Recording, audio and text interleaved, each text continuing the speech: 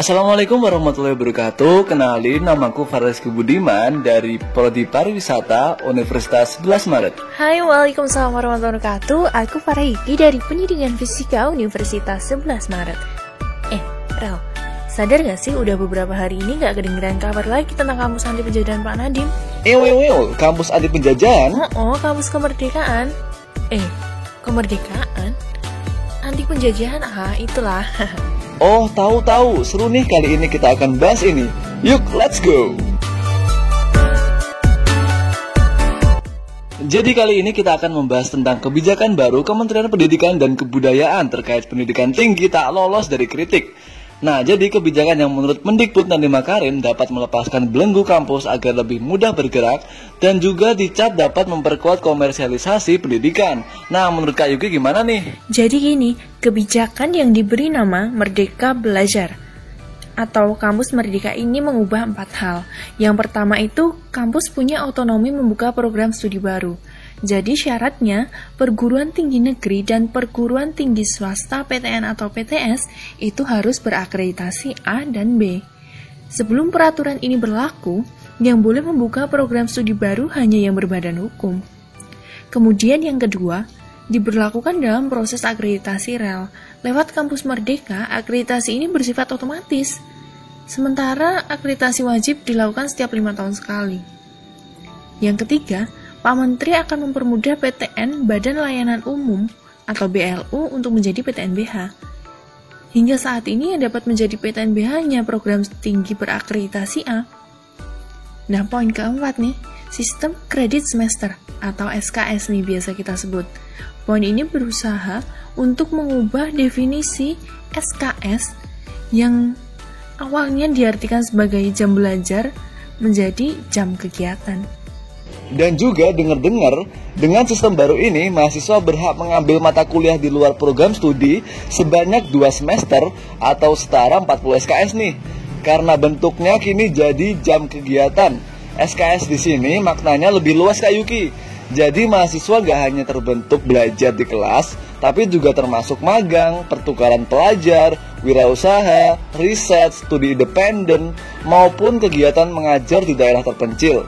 Dan juga mahasiswa juga bisa nih ikut lomba-lomba untuk mengasah skill mereka dalam menjadi mahasiswa. Dan bahkan setiap kegiatan yang dipilih mahasiswa harus dibimbing oleh seorang dosen yang ditentukan oleh kampusnya. Kata Pak Nadiem juga perguruan tinggi harus adaptif. Adaptif itu dimaksud dengan mengikuti perubahan zaman, kebutuhan, and link and match kayak gitu. Jadi sesuai dengan industri kedepannya nanti.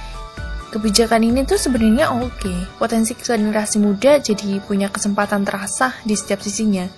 Mereka jadi dituntut aktif, kreatif, dan inovatif di situ. Jadi menurutku ya Kak, dalam kebijakan Merdeka Belajar ini nggak bisa diterapkan di seluruh prodi nih. Jadi misal ada prodi kedokteran yang notabene banyak praktikum, banyak tugas, banyak laprak, dan juga banyak kuliah kerja lapangannya. Nah, jadi memang waktu belajar SKS-nya itu udah ditetapin selama 4 tahun. Ditambah nanti ada koas dan lain sebagainya. Jadi menurutku kebijakan ini bakal cocok, tapi di beberapa prodi aja. Jadi ada terkhususnya gitu deh Kak.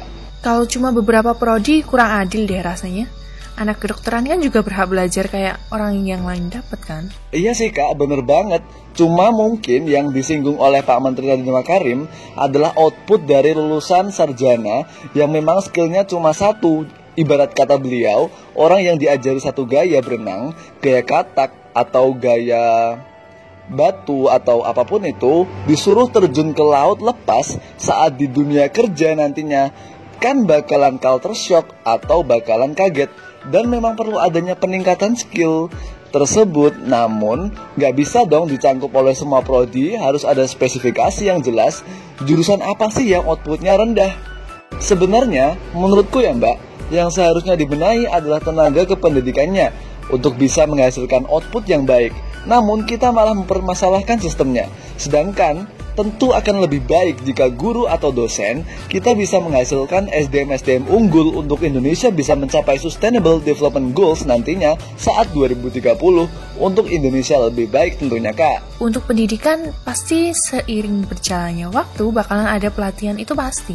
Nggak ada kebijakan ini aja udah ada pelatihan guru biar update gitu terhadap perubahan zaman. Jika dilihat dari sisi mahasiswa, itu kebijakan memberi 5 semester wajib. Sisanya 2 semester atau setara 40 SKS untuk kerja lapangan. Lalu 1 semester untuk mengambil di prodi lain. Kita mahasiswa itu untung sebenarnya. Misal kamu anak fisika, kita diajari coding, tapi nggak sedetail anak teknik elektro gitu. Nah, anak fisika suka tuh sama coding. Kenapa kita nggak belajar ke prodi mereka teknik elektro yang juga mengajari coding? Kan di situ kita lebih mempelajari coding dan lebih menguasainya nanti juga. Dan itu pun masih berbau fisika gitu. Paling tidak passion apa yang kamu ingin miliki itu bisa kamu dapetin 1 semester dari program Merdeka Belajar ini kan. Gak apa-apa sih kebijakan ini ada atau tidak. Yang penting kita harus manfaatin peluang kita sebagai mahasiswa. Apalagi pandemi ini kuliahnya online yang harus lawan pola pikir rebahan. Ibarat mancing nih, kalau kamu mau dapet ikan yang besar, umpan pun harus besar. Kalau kamu mau sesuatu tercapai, usahamu pun harus besar. Kayak pendidikan sekarang, sekolah online, dan tuntutan kebijakan baru menyebar kemana-mana. Kita bahan percobaan. Iya kali ya, tapi nggak juga. Karena ini waktunya Indonesia punya perubahan. Mencerdaskan bangsa melalui karya, inovasi, dan kreativitas pemuda.